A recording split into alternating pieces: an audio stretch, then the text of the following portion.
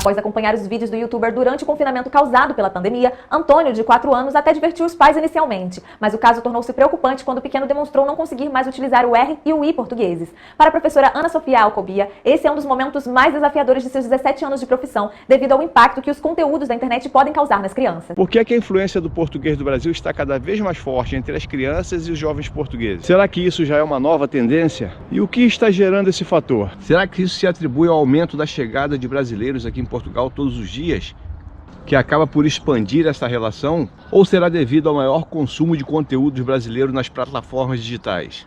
E qual será a opinião dos especialistas sobre este assunto? Para você que acaba de chegar no canal agora, meu nome é Jorge Matos, atualmente morando aqui em Portugal, e você está no canal Câmera G. Expressões como trollar, papai, mamãe, geladeira, policial, são cada vez mais comuns no vocabulário das crianças portuguesas. Muitas delas parecem ter aderido a essa nova forma de se comunicar oriunda de terras tupiniquins. Esta repetição dos vocábulos praticados no Brasil pelas crianças portuguesas por cá ganhou o nome de falar brasileiro. E isso se acentuou bastante com o consumo dos programas infantis produzidos no Brasil pela dupla de irmãos Felipe e Lucas Neto. Principalmente por causa da reclusão, as pessoas terem que ficar em casa durante a pandemia, as crianças portuguesas tiveram muito mais acesso, assistiram muito mais vídeos e conteúdos produzidos no Brasil, o que fez com que essas crianças aprendessem palavras ou até mesmo o sotaque, o acento do português brasileiro. Esse assunto, por mais bobo que nos possa parecer, para os portugueses se tornou um problema muito sério. Mas o que isso pode ocasionar? Será que isso chega a ser um problema e os miúdos vão esquecer, a rigor, detalhes de sua língua materna? Ou seria o contrário, onde os miúdos teriam a oportunidade de expandirem seus conhecimentos? Eu particularmente acho que não há mal nenhum nisso. Eu acho que muitas formas de se comunicar podem ter alguns vocábulos a mais devido a influências externas. Se hoje nós temos na língua portuguesa também as palavras como, por exemplo, deboche, abajur, são palavras que vieram do francês e, portanto, constam no dicionário da língua portuguesa. Nos anos 70 nós recebemos muitos portugueses no Rio de Janeiro, né? Era muito comum uma padaria ter como proprietário um português, um mercadinho, uma quitanda. E eu passei a conhecer as palavras como, por exemplo, candeeiro, tamanco, devido a esse contato com os portugueses naquela ocasião. Porém, também penso que a maneira com que se usa dentro do nosso país, da maneira que foi colocada dentro do nosso país, nós não devemos mudar, trocar radicalmente.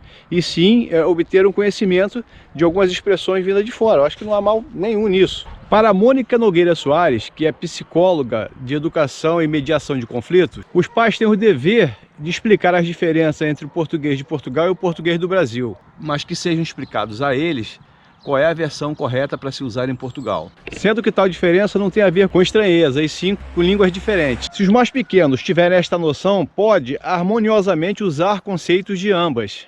A terapeuta da fala, Lígia Lomba, deu a seguinte declaração: tenho assistido ao número crescente de crianças, filhas de pais portugueses, que não tem ninguém na família que fale português do Brasil, mas chegam às consultas da terapia da fala com dificuldades na língua.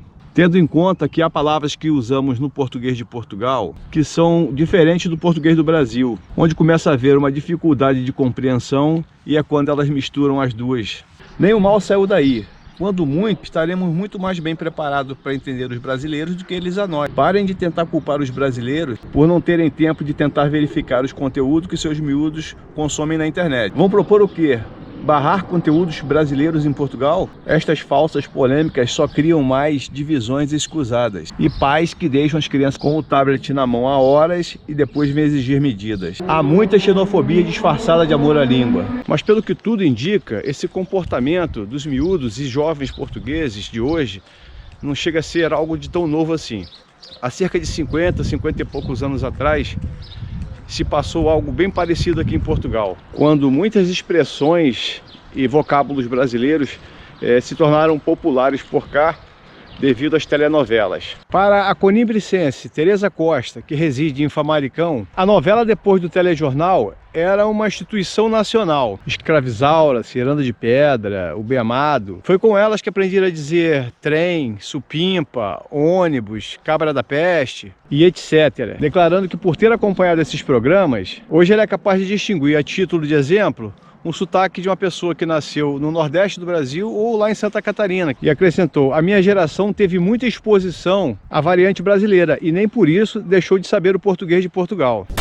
Eles estão, inclusive, agora, voltando ao normal depois da pandemia, levando os filhos para fazer terapia. Isso mesmo, terapia, para não falar palavras como ônibus, porque eles falam autocarro, não falar a palavra grama, porque eles falam relva, né? Então, essa é a preocupação dos portugueses. E também a questão do sotaque. Sendo assim, os especialistas acreditam que isso possa ser só mais uma fase.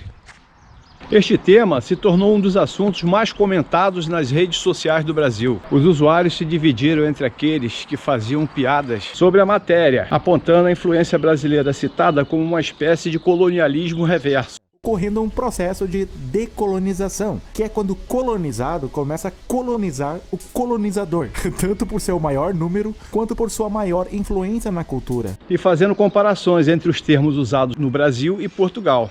Já um outro grupo de usuários questiona o teor xenofóbico da publicação, ao se referir ao português falado do Brasil como brasileiro, se, no caso, o idioma é um só. E você, o que acha dessa influência das expressões do português do Brasil aqui em Portugal? Você acha que isso traz algum tipo de prejuízo para a cultura do português original de Portugal? Ou você acha que não tem nada demais e que isso tudo só agrega? Deixa aí nos comentários qual é a sua opinião, ok? Você acha que essa não aceitação por alguns portugueses possa ser algum tipo de preconceito?